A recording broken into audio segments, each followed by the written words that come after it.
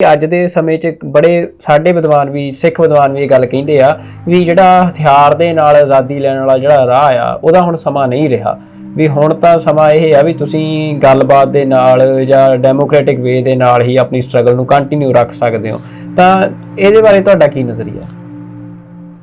ਇਹ ਗੱਲ ਪਤਾ ਨਹੀਂ ਕਿਹੜੇ ਵਿਦਵਾਨ ਜਿਹੜੇ ਹੈਗੇ ਨਵੇਂ ਉੱਠੇ ਆ ਜਿਹੜੇ ਇਸ ਤਰ੍ਹਾਂ ਦੀਆਂ ਗੱਲਾਂ ਕਰਦੇ। ਸਾਡੀ ਕੌਮ 'ਚ ਸ਼ਾਸਤਰ ਅਤੇ ਸ਼ਾਸਤਰ ਦਾ ਸ਼ੁਰੂ ਤੋਂ ਹੀ ਚੱਲਿਆ ਆਉਂਦਾ।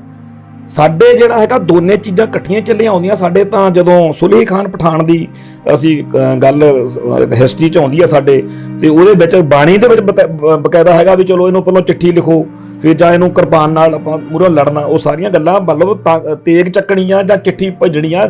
ਕਲਗੀਧਰ ਸ਼ਹਿਨशाह ਜਿਹੜੇ ਆ ਉਹਨਾਂ ਦਾ ਸਾਡੇ ਕੋਲੇ ਇਤਿਹਾਸ ਆ ਵੀ ਅਸੀਂ ਜੰਗ ਲੜਦੇ ਆ ਨਾ ਸਾਰੀ, ਜਦੋਂ ਉੱਥੋਂ ਅਨੰਦਪੁਰ ਦੇ ਕਿਲੇ ਤੋਂ ਪਰਿਵਾਰ ਵਿਛੋੜੇ ਵਾਲੀ ਜੰਗ, ਫਿਰ ਇੱਥੇ ਆ ਜਿਹੜਾ ਖਦਰਾਣੇ ਦੀ ਢਾਬ ਤੇ ਐਂਡ ਤੋਂ ਬਾਅਦ ਕੀ ਕਰਦੇ ਆ ਸ਼ਹਿਨशाह चिट्ठी लिखते हैं। सो ये कोई नवी गल नहीं विद्वान लिया रहे, इन्हां दा ऐ बुखार जा चढ़दा हुंदा, ट्रेंड दे मगर लाई लग पुणा हुंदा। अमेरिका ने 9/11 तो बाद एक गल कही, पहलों सारे संसार दे विच कोई लुकी छुपी गल तां है नहीं। रूस अते अमेरिका दे टकराਅ ਦੇ ਵਿੱਚ ਕੌਮਾਂ ਮੁਲਕਾਂ ਦੇ ਮਸਲੇ ਵੱਧਦੇ ਫੁੱਲਦੇ ਸੀ, ਹਥਿਆਰਾਂ ਦੀ ਵਿਕਰੀ ਲਈ ਵੀ ਹੁੰਦੇ ਸੀ। ਤਾਂ ਇਹ ਸਾਰੀਆਂ ਗੱਲਾਂ ਦੇ ਵਿੱਚ ਨਵੇਂ ਮੁਲਕਾਂ ਦਾ ਬਣਨਾ ਤੇ ਟੁੱਟਣਾ ਜਾਂ ਜੰਗਾਂ ਛਿੜਨੀਆਂ ਜਾਂ ਜੰਗਾਂ, ਇਹ ਸਾਰਾ ਰੂਸ ਅਤੇ ਅਮਰੀਕਾ ਦੇ ਵਿੱਚ ਸੀ। ਜਦੋਂ ਅਫਗਾਨਿਸਤਾਨ ਦੀ ਧਰਤੀ ਉੱਤੇ ਰੂਸ ਨੇ ਐਂਟਰੀ ਕੀਤੀ, ਉਧਰੋਂ ਫਿਰ ਅਮਰੀਕਾ ਦੇ ਹਿੱਤਾਂ ਨੂੰ ਸੱਟ ਵੱਜੀ ਤਾਂ ਪਾਕਿਸਤਾਨ ਦੇ ਰਾਹੀਂ ਅਮਰੀਕਾ ਜਿਹੜਾ ਹੈਗਾ ਉਹਦੇ ਵਿੱਚ ਤਾਲਿਬਾਨ ਨੂੰ ਸਪੋਰਟ ਕਰਦਾ। ਅਖੀਰ ਇੱਕ ਮੌਕਾ 9/11 ਦਾ ਆਉਂਦਾ। 9/11 ਦੀ ਘਟਨਾ ਨੇ ਆ ਜਿਹੜੇ ਵਿਚਾਰੇ ਸਾਡੇ ਦੇਸੀ ਵਿਦਵਾਨ ਨੇ ਇਹਨਾਂ ਲਈ ਏਜੰਡਾ ਸੈੱਟ ਕਰਤਾ। ਇਹ ਐਵੇਂ ਕੋਈ ਨਿੱਕ ਗੱਲ ਨੂੰ ਸਾਰਾ ਕੁਝ ਸਮਝ ਕੇ ਬਹਿ ਗਏ, ਇੱਦਾਂ ਨਹੀਂ ਹੁੰਦਾ ਹੈਗਾ।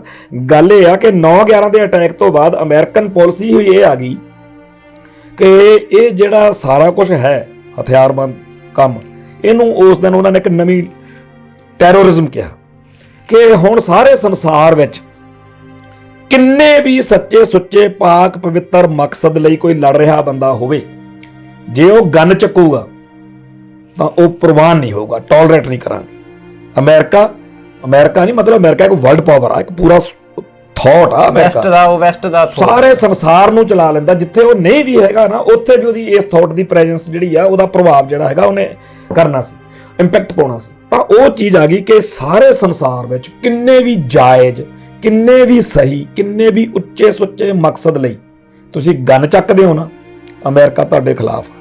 ਕਿੰਨਾ ਵੀ ਭੈੜਾ ਘਟੀਆ ਮਾੜਾ ਨਿਕੰਮਾ ਮਕਸਦ ਹੋਵੇ, ਤੁਸੀਂ ਪੀਸਫੁਲ ਤੇ ਡੈਮੋਕ੍ਰੈਟਿਕਲੀ ਆਓ, ਅਮਰੀਕਾ ਤੁਹਾਡੇ ਨਾਲ। ਹੁਣ ਇਹ ਚੀਜ਼ ਜਿਹੜੀ ਅਮਰੀਕਾ ਨੇ ਲੈ ਕੇ ਆਂਦੀ, ਉਹਦੇ ਚੋਂ ਸਾਡੇ ਵਿਦਵਾਨਾਂ ਨੇ ਇਕੱਲਾ ਇੰਨਾ ਕੁ ਫੜ ਲਿਆ, ਮਗਰਲੀ ਗੱਲ ਤਾਂ ਫੜਦੇ ਹੀ ਨਹੀਂ ਉਹ। ਵੀ ਉਹਨਾਂ ਨੇ ਇਹ ਵੀ ਕਿਹਾ, ਉਹਨਾਂ ਨੇ ਈਜਿਪਟ ਜਿਹੜਾ ਹੋਇਆ ਪਿੱਛੇ ਉਭਾਰ, ਉਹ ਇੱਕ ਕਰਕੇ ਦਿਖਾਇਆ ਕਿ ਨਹੀਂ ਜੀ ਪੀਸਫੁਲੀ ਵੀ ਜਿਹੜੇ ਰੈਵੋਲੂਸ਼ਨ ਆ ਜਾਂਦੇ ਆ।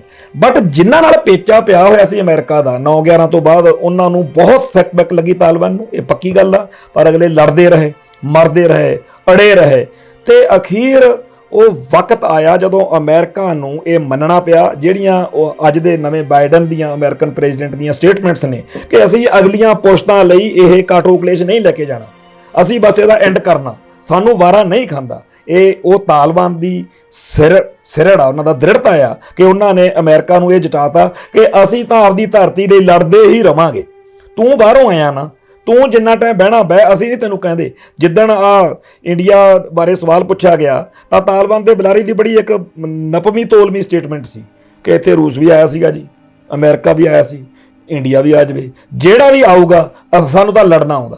ਸੋ ਉਹਨਾਂ ਨੇ ਜੰਗ ਨੂੰ ਲੜਨ ਨੂੰ ਆਪਦੀ ਹੋਂਦ ਹਸਤੀ ਦਾ ਇੱਕ ਉਹ ਮੰਨਿਆ ਕਿ ਇਹਦੇ ਰਾਹੀਂ ਹੀ ਬਚ ਸਕਦੇ ਆ, ਤੇ ਅਗਲੇ ਕਾਮਯਾਬ ਨੇ।